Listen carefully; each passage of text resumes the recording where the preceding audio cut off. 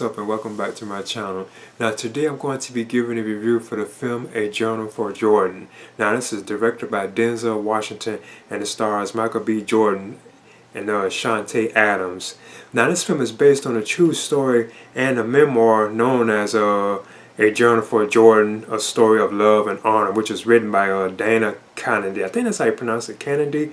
Now her character is played by Shantae Adams, and she's kind of like they're both the stars of the film, but she's kind of the one like telling the whole story. So I just leave it at that. I don't want to like spoil it because I was even trying not to look at it too much, being that I know because we already could see like the outcome or the fate of what was going to happen with the characters in the film, because you could see it all in the trailers, like what's going on with like the character that Michael B. Jordan is playing, known as Charles Monroe King.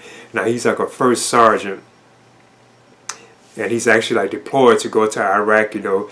And while he's like in Iraq, he actually keeps this journal that his wife gave to him, like his lady Dana, that she actually gave him, and he actually like writes down like what's going on with him and all that, so he can actually eventually give it to like his son, who is known as Jordon. That's what the name of the film is actually. It was like A Journal for Jordan, because Jordan turns out to be their son in the end, you know. And I thought the look of him, how he looks, and he's played by I think Jalen Christian, that's how you pronounce it. The way he looked was also kind of interesting too.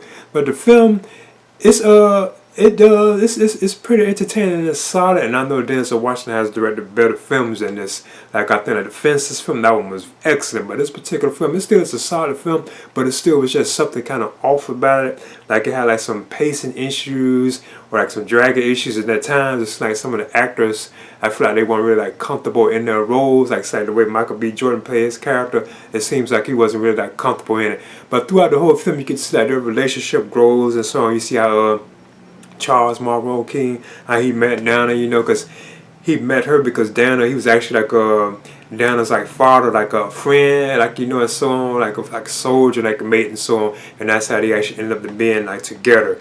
And he already had like a previous, I think, daughter from like another relationship, and you don't really get to see anything about that in the film.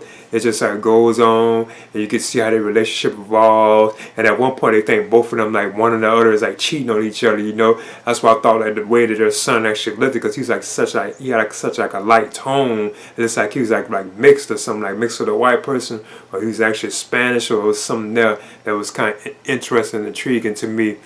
But overall, that's basically what it's about. Like at times, like whenever he has to go off to Iraq, and he really had to start going off once like because it's a period piece film too. Cause I think it actually starts in 2007.